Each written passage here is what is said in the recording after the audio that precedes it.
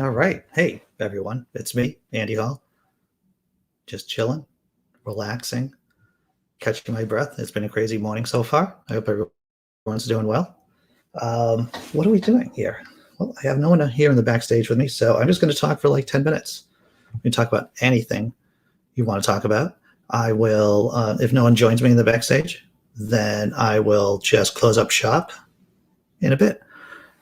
Now, you would think I would have something prepared just in case I'm left here to my own devices for a few minutes. And that's absolutely not true. That's absolutely not true. Yeah, so what have I been up to? There's been a lot of cat activity here. A lot of cat activity. Happy cat. Like I said, she's very vocal. Other stuff that I could be talking about. I could be talking about Bitcoin right now, but why would I talk about Bitcoin? No one's really here interested in Bitcoin. The Bifle. Hey, here's Grant Farmer. Hey, Grant. Hey, Andy. I like your nuts. I'm sorry. Yeah, no need to apologize. They're good nuts. They're good nuts. You might want to see a doctor, though. They look like they're shedding.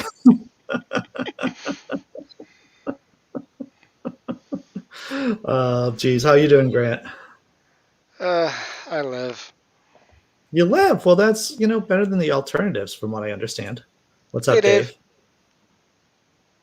How you doing, sir? I feel like Dave is with us and not. Oh, and Sammy. Hey, I haven't seen Sammy for a while. How you doing, Sammy? Muted shit, Sammy. Good Not muted. Hey. Hey. Grant, I just wanted to pop in. Your nuts are showing. I didn't want to make a big deal, but...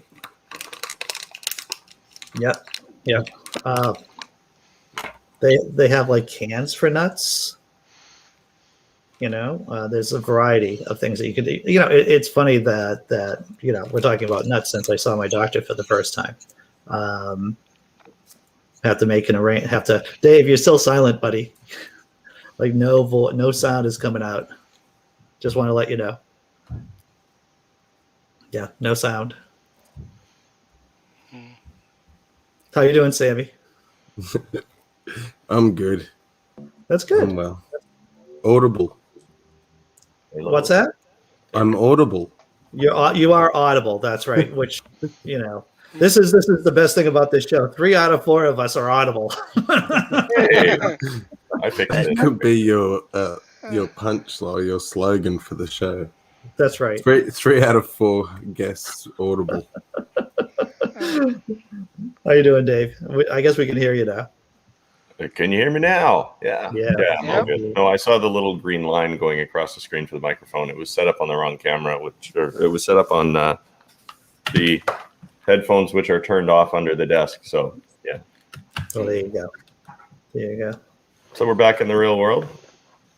Yeah. So, how is the lovely world of cat living going for you already? Yeah, it's the foster parent, the foster cat person who gave us the cat. She did tell us that the cat has a big personality for only being like a 7-pound cat. She is a wee cat. The cat's like a year old, so I don't think the cat's going to get any larger. The cat is only 1 year old, or the person had the cat for 1 year? The person only fostered the cat for about a week, so the cat itself is 1 year old. So right. I don't think the cat's going to grow any larger than where she is now. But yeah, the cat definitely lets you know what the cat's thinking. Whatever the cat's thinking, it will let you know by meowing, pawing. And I'm going to admit it. I've never had a cat that liked me. This is the first time I've had a cat that liked me.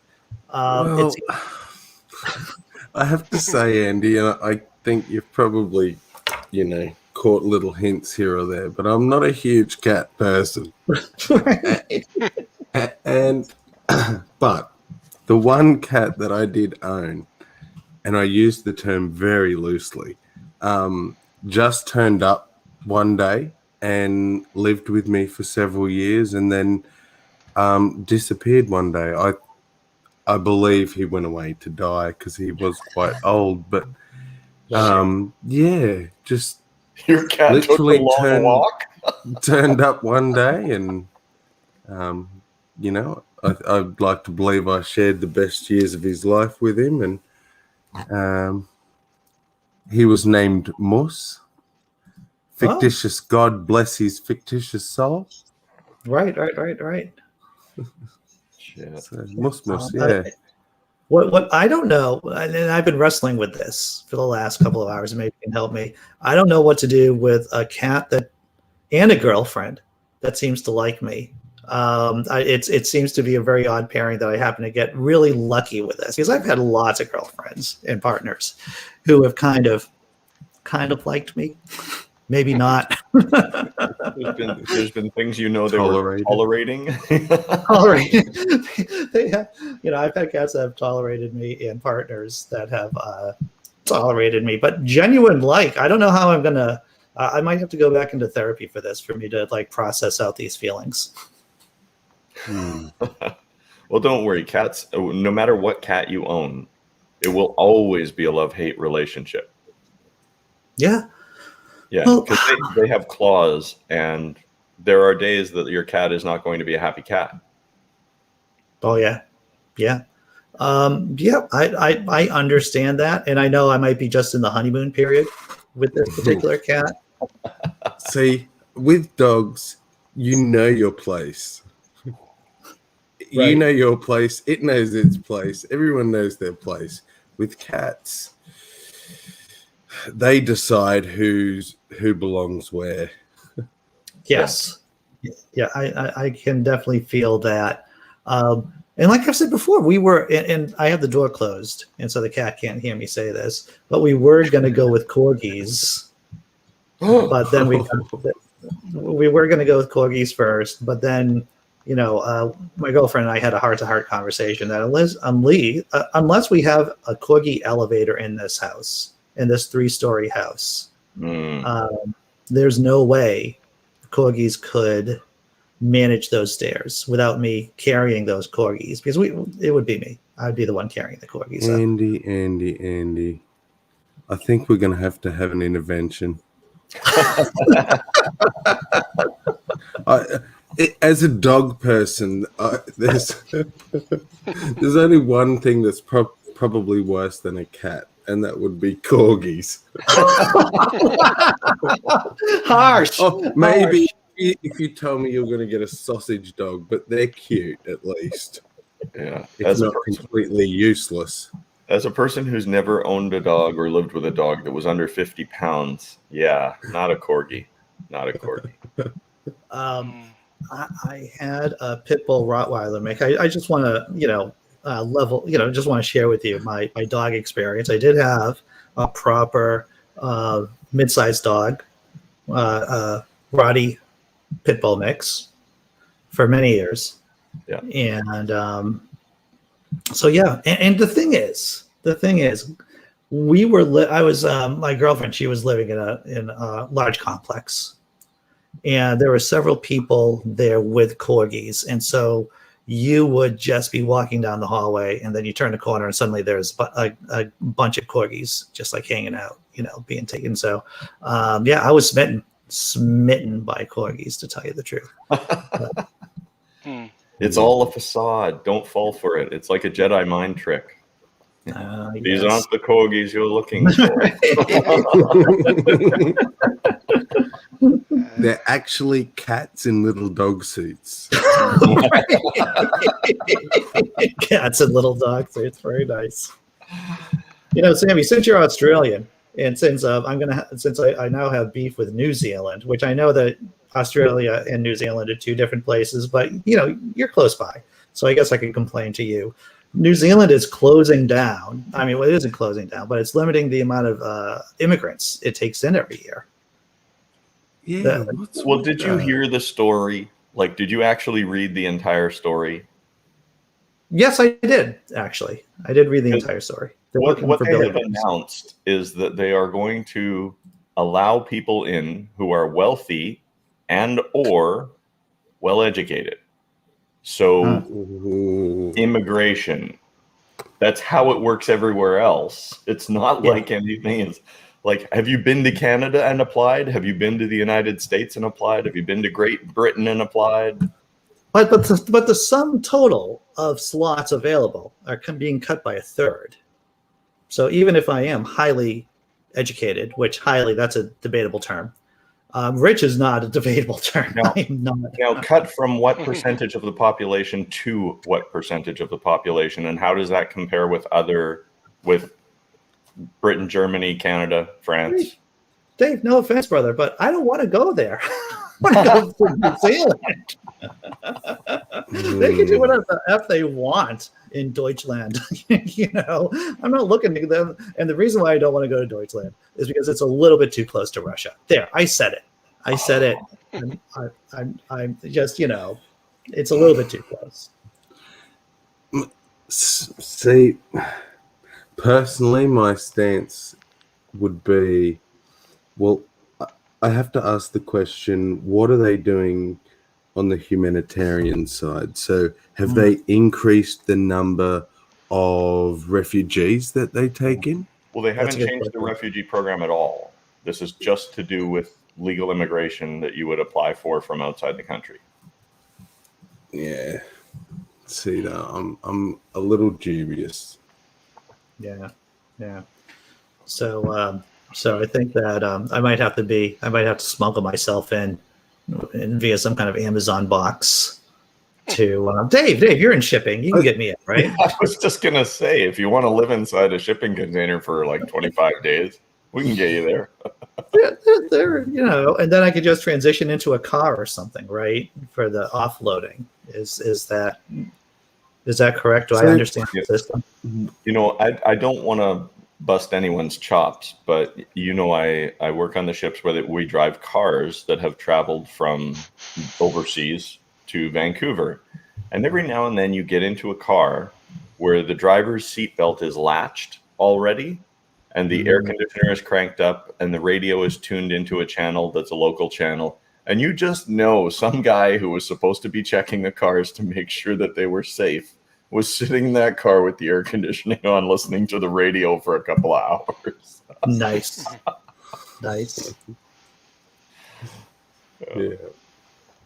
Yeah. So that's I'm lodging my official complaint with New Zealand to Australia, I guess. Well, Andy, you could just go to Australia. I know. Just saying. That is an option. That is an option. I understand. Yeah. And that will probably be a very nice option for us, to tell you the truth, with our cat. Look, I'll level with you, Andy. The shit here isn't really trying to kill you. That's just what we tell the rest of the world. Okay.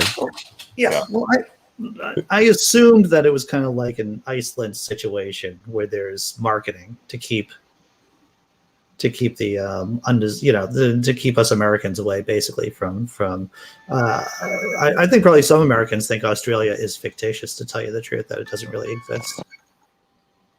I have had to defend my existence on more than one occasion, Andy, it's sad to say, but I have.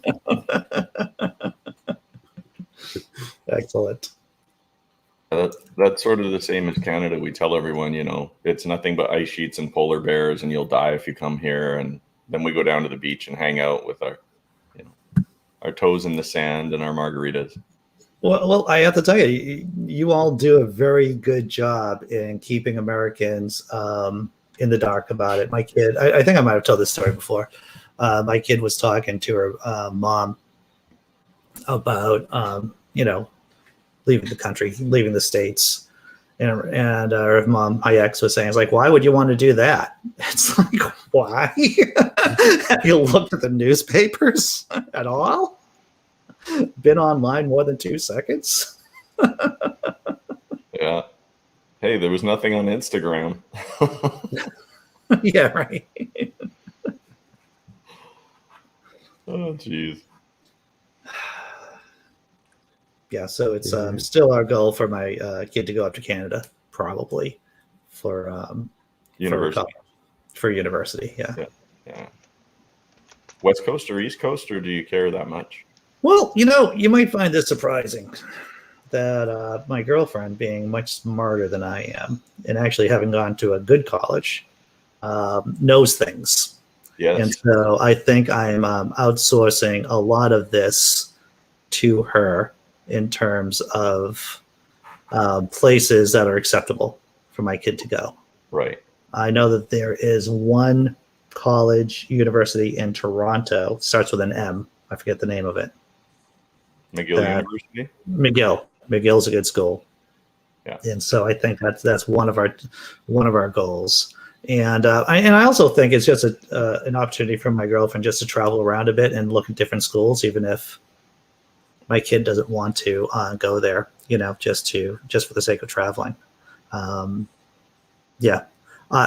It also depends on what your kid wants to go into, because universities in Canada aren't these massive institutions like you see in some of well, especially where you are in Massachusetts. There's some big places out there that have different programs in different areas of the university.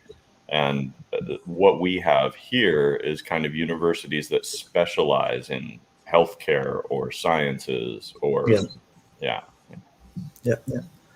Dr. Osiris says in the chat that Australia is CGI. Yes, of course. And our universities, we're just changing the world in secret. Oh, really? we invent all the cool stuff. You should look up a list of some of the stuff that's come out of Australia. Yeah, it would blow your mind. All right. I'll take a look at that. Yeah. But having said that, controversy sign going up. 50%, I think it's about 50% of our university population come from overseas. So, wow. But hey, if they want to come over here and bring their brains and help us change the world, we're not going to say no. Sorry, go ahead. Are the students coming in from countries close to Australia? Asia, yeah. It's all Asia, yeah. Sure. Yeah. Well, a small percentage of African nations as well, but majority is China, believe it or not. Yeah. Sure. Yeah.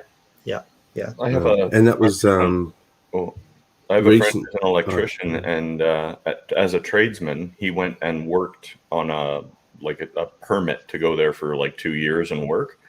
And on the reference of the people that he worked with there, when his term was complete, Australia offered him, I think it was for $3,000 or $3,800 Canadian. They basically offered him a lifetime working permit to stay in Australia. So he can go back anytime he wants, open a company, work, hire employees, do whatever he wants. Yeah. So yeah. That's a sweet deal. Yeah. If I told enough jokes over there, they would do the same thing for me. What do you think? Maybe. Let's say No. maybe. They want people with skills. They want someone with skills. Andy, you have skills. Andy, we're too backwards to appreciate. Oh, really? Your skills. Dr. Osiris. Now, I have no concept about time zones in Australia. Dr. Osiris, I've asked this question many times and yet to get an answer. Why are time zones so messed up in Australia? Are they messed up in Australia? I have no idea. Yeah, Australia's really messed up. They seem like they're a half year ahead of us. Yeah, I think it's just being funny. That's a bad hemispherical joke. We can at different times have 3 time zones. The east, the center, and the west. But with the size of our country, it's inevitable. Oh, yeah. Yeah. I mean, it's a big place. It's a continent, I heard. It is. I mean, there's a 4-hour difference from one side to the other, so it's pretty decent. Yeah. That's quite a bit. it doesn't matter because it's all make believe anyway. So Yeah, I was going to say, if it's all on the same computer, why can't it be all on the same time zone? It's in the cloud, Australia. Yes, indeed.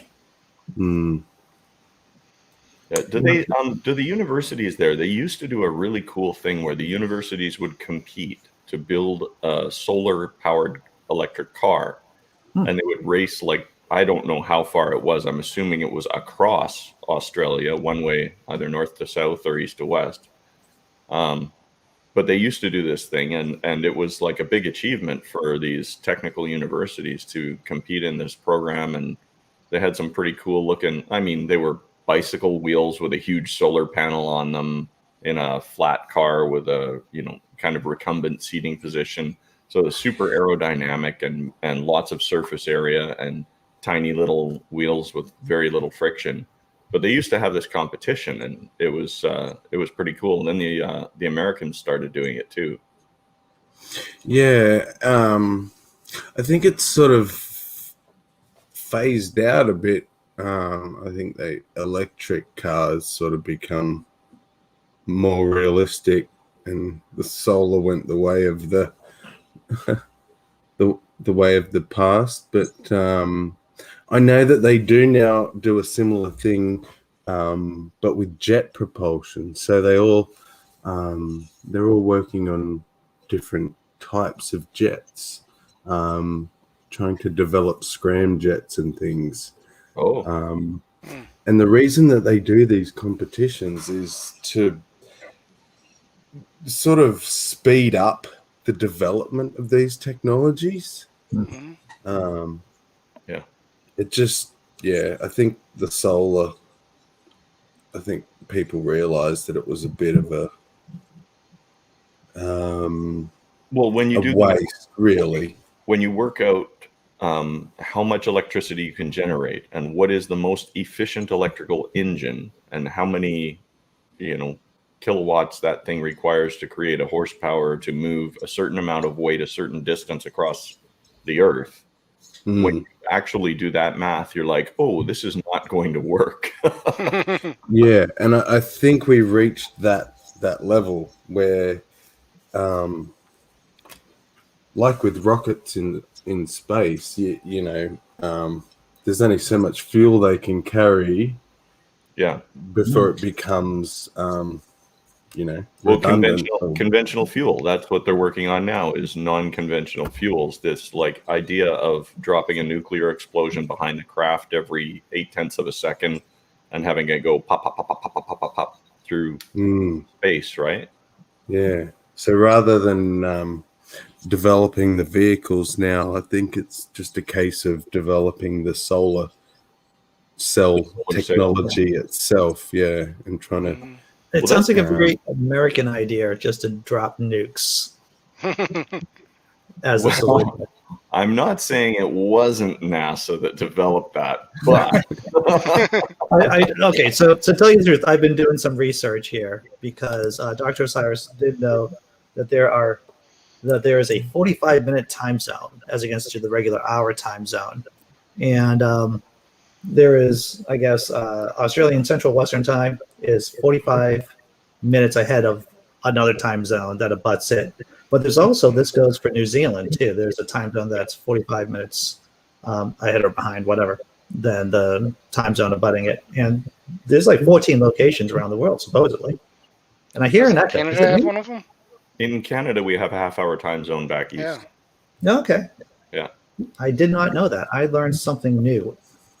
There's a song that a buddy of mine does, which I can probably get permission to play on your show, but it's called Half an Hour Earlier in Newfoundland.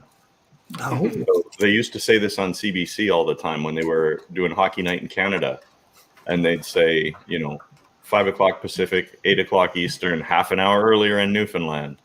No. Oh, well, I did not know that, Doc. So you taught me something too. About the time zones in Australia? Yeah, I didn't know about the 45-minute thing. Well, Well, you got to get out in your solar car and travel a little more. I do love throwback humor. Yeah. It's been overcast lately. Well, that's why you need a geothermal car. Oh. Well, you could do the geothermal conveyor highway they're talking about in Iceland, right? Oh, tell me about that. I don't think I've heard about that, Dave. They wanted to basically build a trolley car track and sell a bar that drops down, almost like on an aircraft carrier when you have a tow hook for a plane to launch off the deck. You'd roll out onto the highway and drop your thing into the drop your tab into the gate, and it would go into this thing, and you'd have like a long chain or cable. I guess they would use a cable, and it would be powered by geothermal to move cars. But of course, you'd be on this highway with other cars, and if one slips, breaks, something happens, they all kind of ram into the back end of it, and there's no way to stop it, right? So, are you describing a Friday evening in a geriatric home? Hearing slips and breaks and ramming in the back of and drop your thing.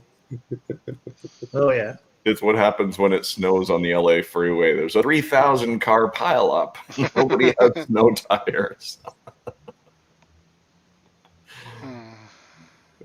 Hudson goes, can you imagine the U.S. trying to wrap our minds around a half an hour time increment? Yeah, it would be horrible. We'd want to shoot it, to tell you the truth. And we may blame Canada for that kind of devilry. I'm surprised the people in the Hamptons haven't done it, just so they're extra special. Yeah, you have to change your watch when you come up here. Yeah. You just reminded me of something, actually, Andy, because I wasn't there for yesterday's show, but I watched it today. And I would have commented, so now you're banning Pokemon cards because they're dangerous, but you still haven't banned guns. I bet those Target stores still sell fucking guns. We're too irresponsible to handle Pokemon cards, baseball cards, and other sports cards in Target. That's and it's in Wisconsin too. The incident happened in Wisconsin that started the entire ban. Did you happen to see my comment about your bifle? I did, but I don't recall it. What did you write? You're not getting a bifle. You'll shoot your eye out. Yeah, that's right. That's right. I don't know. I was watching the news with my girlfriend last night, and I said, "Bifle? How stupid is that?" I got to write up about something about the Bifle, the Bible and a rifle at the same time. Speaking of the girlfriend, it's like when St. Paul doesn't do daylight savings time, but Minneapolis does. I didn't know that occurred. I didn't know that was real. Just so people in Australia know, Minneapolis, St. Paul are like sister cities that are glommed onto each other. Their togetherness is... Yeah, the Twin Cities. I live in St. Paul. Oh, okay, there you go. Yeah, that's not real. That's just a joke. Oh, okay. Well, we'll probably find out soon enough that it wasn't the fact that the cards are dangerous, but that they're too non-Christian, that they're demonic in some way, Well, Pokemon itself, I was at a lecture, a seminar, a discussion about Pokemon and about the origin of Pokemon. So it all goes back to Japanese folk stories. These creatures, or a lot of the original Pokemon are based on Japanese folklore. But yes, if evangelicals realized that they're based on Japanese fairy tales, I'm sure they would have spoken out more about against them in the past. Yeah, but then you run into the problem of, if you start poking holes in our fairy tales, we'll start poking holes in your fairy tales, and then everybody's fairy tales. Yeah, and then you have. But see, that's only if you're reasonable, Dave. Oh, right. Well, I was judging by the girlfriend, who's quite reasonable there, you know. Right. I mean, Exactly. you have to wonder how many times she's been standing in front of a keyboard and just said, "Do I type it or you guys are all idiots?" Oh yes, yeah. Well, she is, as you would imagine, she is extremely tolerant of whatever comes out of my mouth. So yeah, and since I'm probably the idiot amongst the four of us, or whatever group I am in, which is a goal, by the way. It is one of my goals is to be the least functional person in any group. I want to bring the crew down. Want to lower the average. Well, my goal's just to function. So Right. I like the Jamaican version of Pokemon, Smokemon. Yeah. Oh, shit. So how is the girlfriend taking to the new cat experience? Says she bought a whole bunch of toys and dresses and things for the cat already. Or We're not putting dresses on the cat. Well, I mean, I'm not. I don't think we're putting cats in dresses kind of people here. good. Yeah, definitely my kid isn't. Though I don't know. My kid's got a quirky sense of humor. I don't know where she gets that from. She has a quirky figure, right? all right. So I mean, I guess. Andy. And my subscription to your channel rides on your answer. Oh no. Will you be walking your cat on a lead? Oh. I don't think that helps anyone. Does that help anyone? That doesn't help anyone. No, I don't think. doesn't. I don't think the cat finds pleasure on being on a leash. Right? Maybe Good some answer. cats do.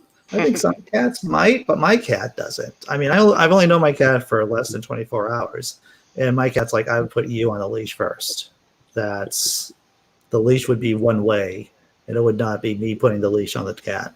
Even though the cat, like I said, it's a small cat, but it's There's two schools of thought here. Number one is if you're taking your cat out of the house, the cat could bolt, run, chase a bird, run out in traffic. If it's not used to being outside, an animal could attack it and eat it, chase it away. It could, if it's free to roam, it could get too close to a dog that could be a danger to it. So by putting it on a leash, you are keeping it safe. Mm-hmm. But it is also wrong in every sense of what you are doing. When we were looking for cat carriers yesterday, we were actually in my defense chat and other panelists. I did talk her out of the backpack for the cat. Now I want to let you know that it wasn't a backpack for the cat. Like that, we wouldn't have a backpack on the cat, but the backpack would be to put the cat in as a carrier. So we just have a very nice cat carrier for the cat. Yeah. Oh, hey, here we go. Yeah, They're on sale. of course they are. Yeah, we opted not to get that. Is that your cat in the background meowing? That is not my cat. That's somebody else's. Oh, I don't think it's my cat. My cat's not in here. I have the door closed. Yeah. So it has to be somebody else's. Let me see if I can find the other cat with the one in the bubble. Oh, see? So my girlfriend is very generous. I did have to talk her down from getting the backpack for the cat. Here we are. You got to show this one. All right. Here we go. Well, that is, But the thing is, it's like, where would I'm not going hiking with my cat. I'm sorry. I'm just not gonna take my cat out and one, I don't hike anyway. I'm not a big hiker.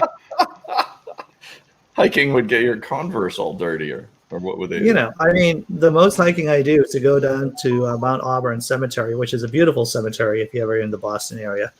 The first one of them sculpted kind of, cemeteries. It was opened in 1831 or so. That's the most hiking I do, is by walking around the Mount Auburn Cemetery. Though it would be really odd if I did have a cat in a backpack while I did it. But I think that might be the path to madness. So yeah. No, there's no cat leashes. There's no cat backpacks. I think the cat will be happy in our house. That's what I think. Do you have a cat tree yet? We ordered one. Nice. Or I'd say the girlfriend ordered one. Yeah, Velcro And, loves his. He hangs off of it all day. What I would like to do, to tell you the truth, I've seen videos of there being little like shelves on the wall that the cat can go up and go down. I think those are pretty cool, to tell you the truth. B has done that at her place. Oh yeah, or B's place. And if you watch the videos, the cats climb all over B and up the wall and onto the shelf. And yeah. Well, B has, and believe me, I love small spaces, right? I mean, B has a small space, so I would imagine that the cat could hardly not be in camera at that point, Yeah. But those are cool when you do the cat runs around the upper part of the house, so the cat can keep an eye on what it wants to watch, and it doesn't end up trampling your furniture, knocking plants over, breaking candles, and well, you're making a very strong argument for keeping my girlfriend's stuff intact. Yeah. Oh, see, now here it is. The cat's been climbing all over everything in my office. Very nice. Very nice. Well, it's in a new space and it's exploring, right? So that's what it is. It is exploring indeed. So yeah, in terms of people the cat prefers, it seems to be my daughter, the girlfriend, and then it likes me because I'm the one that's up earliest in the morning and that feeds it in the morning so far. It's I seem to be that person. That was going to be my next question. Who feeds the cat? In the morning, it'll be me. It'll be me since I'm always up early anyhow. So, and then the girlfriend's going to be taking care of it, or taking care of Biscuit in the evening. You can call it it. It's okay. Yeah, I know, Dave. My cat just uses a pile of cardboard boxes as a cat tree. Oh, you just need one and tell it not to go in there, and you'll never get it out.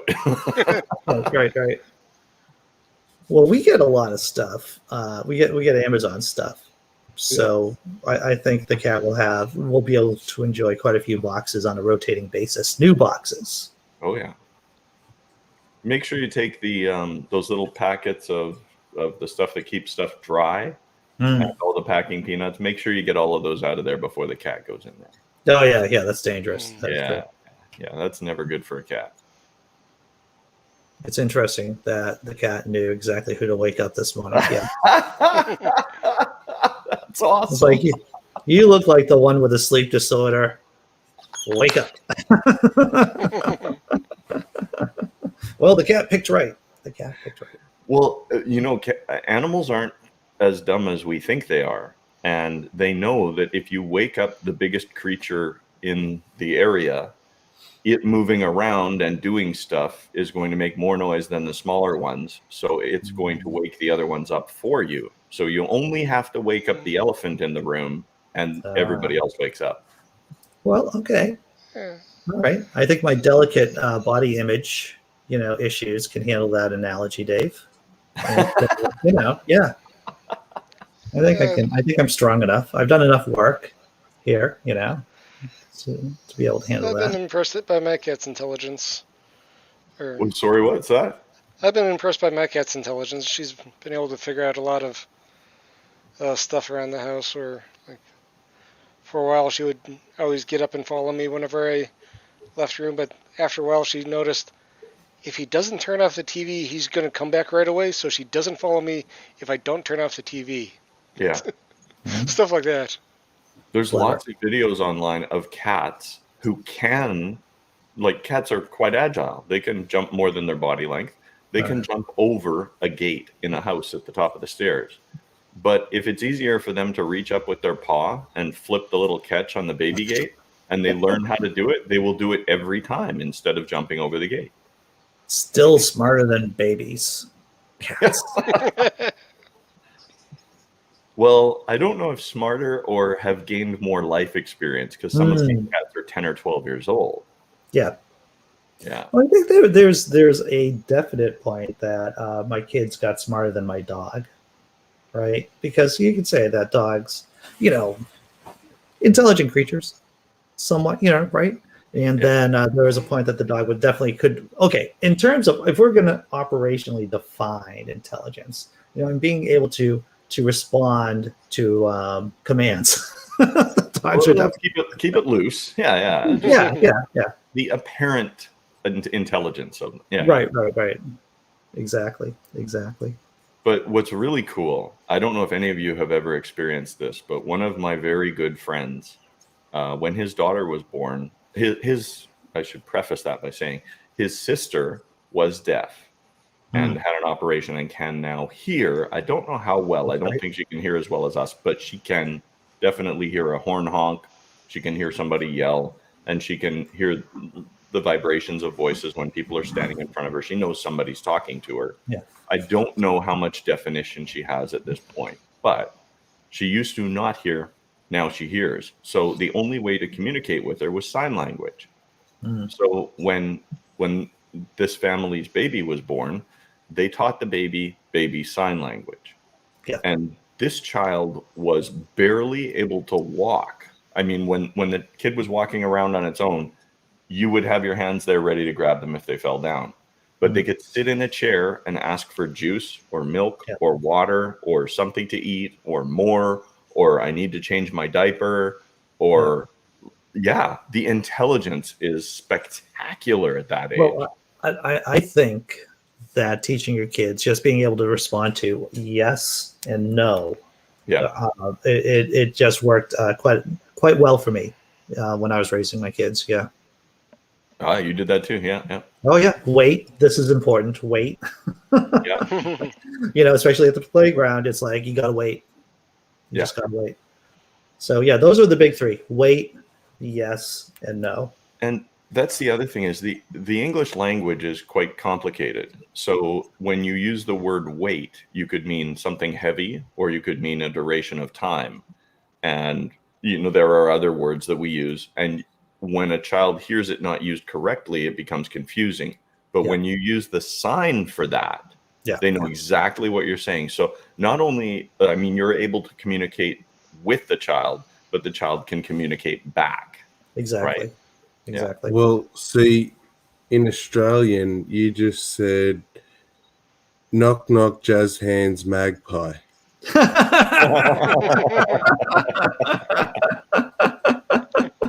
So that's something I'd never even thought about. You're American, you're Canadian, I'm Australian, and we can all sit here and chat so easily. But just seeing you do wait is so different to our wait. Oh, really? See, now Yeah, I'm American gonna. sign language is different from international sign language. I knew that American Sign Language. Well, it's American, but I just assumed that we just dominated all y'all. With our sign language. No, there's So it's just another thing you do differently. It's like smart. The kids know why. I know a handful of words, not that many, enough to get me through the toddler ages, right? The pre-verbal stuff. Yeah. Now, if you could just teach your cat. Anyone who has multiple children, it's like America is that child who has to do everything contrary to be different, just to be different. We're exceptional. We were told that from a very early age.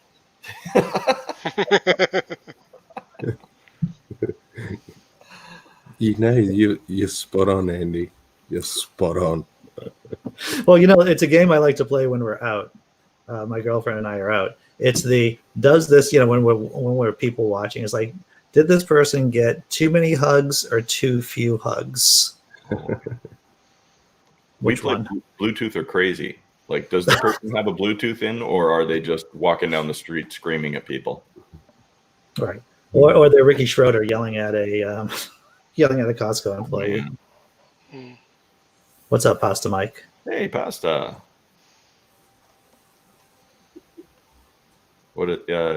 pasta from Tang, no longer tart, but you can Yeah, find. so they went from Tang from tart to Tang. Yeah, I think they wanted to be space juice. Well, who doesn't want to be the orange juice for astronauts, right? Yeah, they were on last night. I saw Oz and who else was there? Nate and somebody else. Yeah, they're Now, ripping it up or tearing it up or Rick- whatever. good, Yeah, doing the good. thing. No, who is it? And I don't want to stir the pot too much because I'm on Facebook every once in a while doing the social media part of social media, or doing the social part of social media.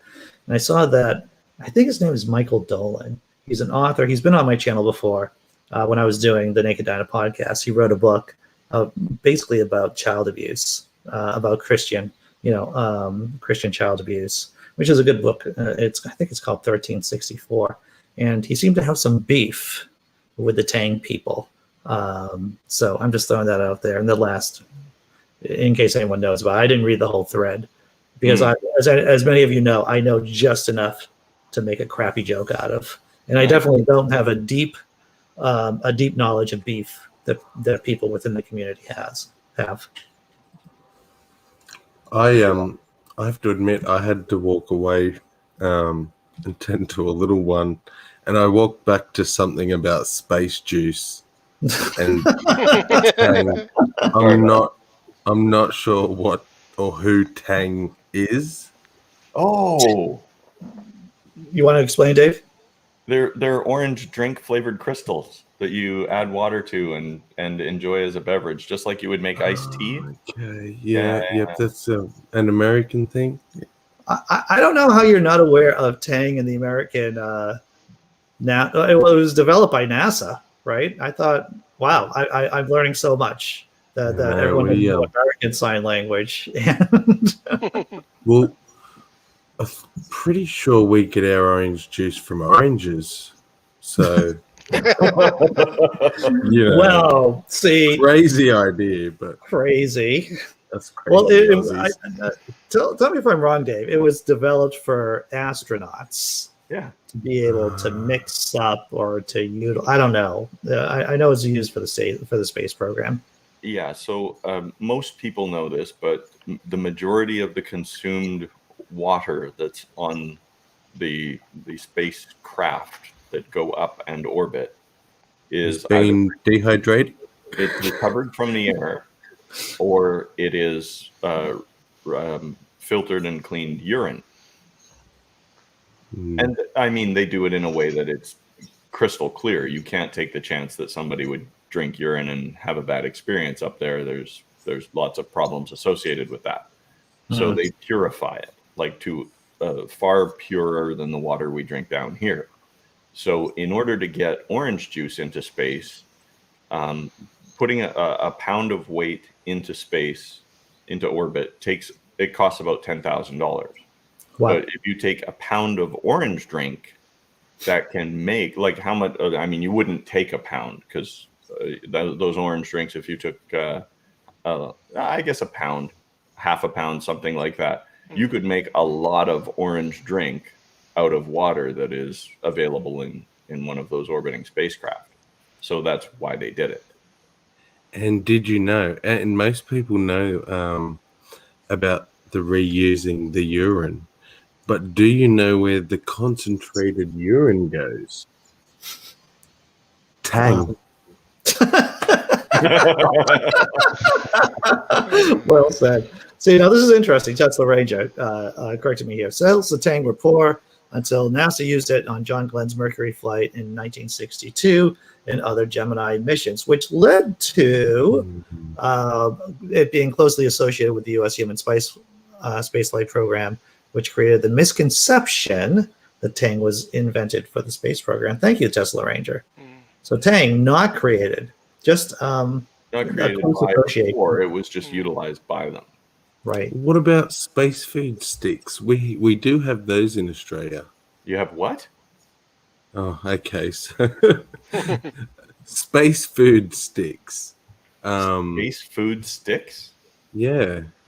Might have to Google it because it's Oh, I am right now. very hard to describe. Just a weird protein. Is it jerky?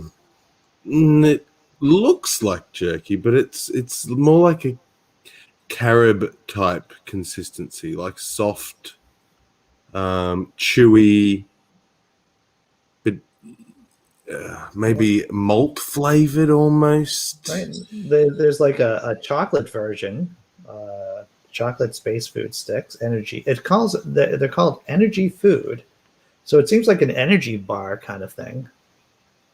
Okay, so we always grew up thinking that they ate them in space. So Well, that's a good. I mean, maybe they did. Yeah, early space food was weird.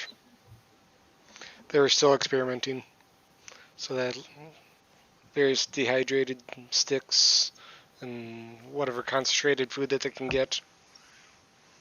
So it was creating the first solid food consumed by a NASA astronaut. Small food cubes were eaten aboard Aurora 7 in 1962. And then it starts talking about Tang, of course. So maybe I'm not going to read the whole Wikipedia article, but I guess maybe space food cubes were the predecessors of space food sticks. Are they popular? So there you go. Not greatly. They're a little more when I was younger, but and here explains why. They disappeared from North American supermarkets in the 80s, which was when I was born, and promoted to modern-day Australian children as energy food. No. But production has stopped in 2014. So any space sticks that you eat now, space food sticks, is from years ago. Yep. Yeah. But you could, and I'm sure they would be exactly the same. Oh, yeah. That reminds me of the fad of Astronaut Ice Cream that was around for a while. Yeah. Was that the little pebbly kind of ice cream? Was that it? It was like A block of condensed or dehydrated or something thing that sort of tasted like ice cream. Yeah. It was like ice cream. It sounds so appealing. Yeah. Didn't they come in a shiny silver bag? Is that the one I'm thinking of? Yeah. Like a gelatinous sort of thing, or it wasn't cold. It was just a block that sort of resembled ice cream. Yeah, freeze-dried ice cream. Yeah. All right. But like a moist, wobbly block, like No, tofu, it was just a solid block. A solid block that it would absorb the moisture in your mouth to return to an ice creamish like consistency. And just to say, it just anyone sounds like watching all this sorts from of self-torture, this is a do not try this at home thing. This is not a suggestion. Don't put this on your to-do list. These are not good things to eat. They're not healthy. It's They're like not the tasty. opposite of ice cream. Yeah. Dry and powdery. And then it's like, how is this ice cream making my mouth dry? This is what kind of what is this? At this point, why are we still calling it ice cream? Yeah. Yeah, It was a fad. it's marketing. That's what it is. Yeah. It was a bad idea. Idea indeed. I'm gonna get you all to start speaking ideas. That's why. I think everyone should have to drink every time Andy says idea. Oh, I like that idea. Yeah.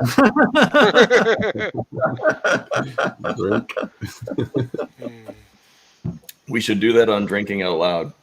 Oh yeah, definitely. I think we're doing another episode at the. We're doing 2 this month.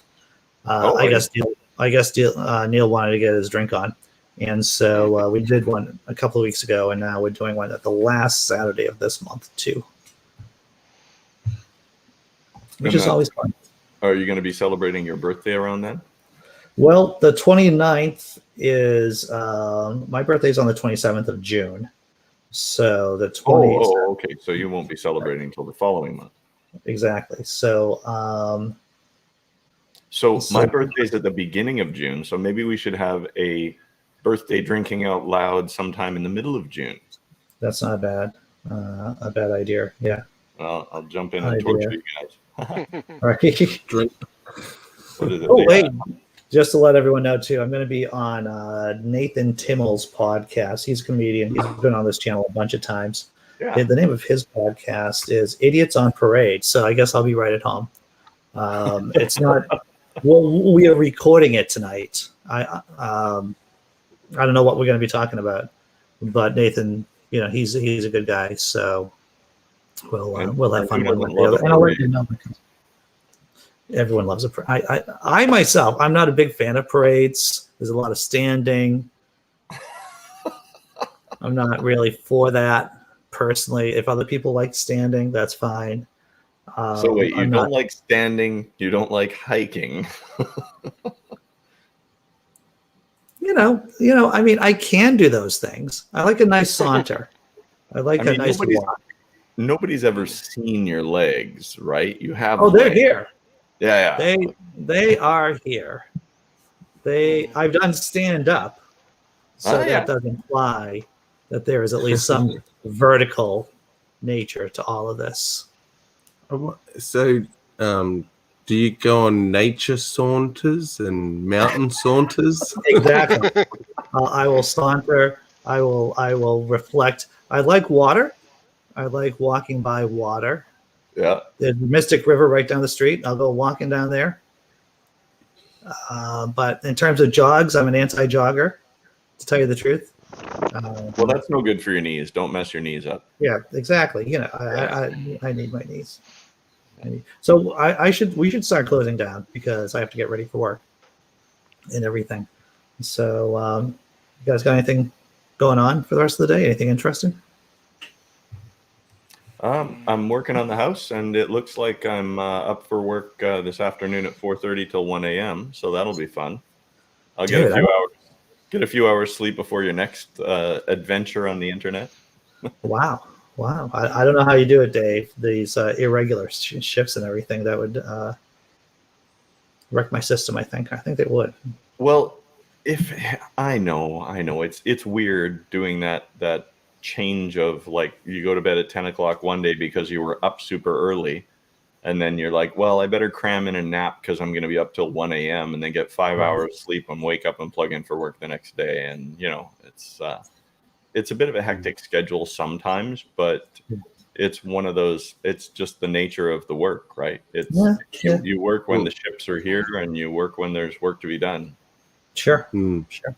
Yeah. For me, it's 1 a.m. So one of two things will happen. I'll have a few cones and go to bed, or have a few cones and get lost down a YouTube rabbit hole. Oh. And then see the sun coming up and think, shit. Did it again. Did it again. Andy was right. God damn it. Well, Grant, Dave, Sammy, glad that you could make it today. As always, it's been a blast. Thanks for having us on and entertaining us this morning with your prepared show. Even if it was an abridged version, it's great to have you make the effort even on Cat Day and Doctor Day and Work Day and all that stuff. Look forward to meeting this little ginger person. Yeah, the cat, it will only be a matter of time. It's only a matter of time before the cat decides to pop up here in the middle of the show. Yes, any of the audience who aren't a paid member just need to realize just how much work goes into putting a show on every single day, and essentially putting two shows on a day. Plus, when you were doing Jenga, plus you're drinking out loud, and the Sunday night shows too. I just want to echo that. The up late stuff. There's a lot of book reviews I do there, and that requires reading and thinking and stuff, and that kind of hurts. But thanks for the kind words, Sammy. I appreciate the support. Yeah. Pleasure. All right. Had to be said. So tomorrow, everyone, 9 a.m., full 1 hour show or 55-minute show. And then, of course, the open room afterwards. Thank you for showing up, everyone. I will see you tomorrow. Hooroo. Bye.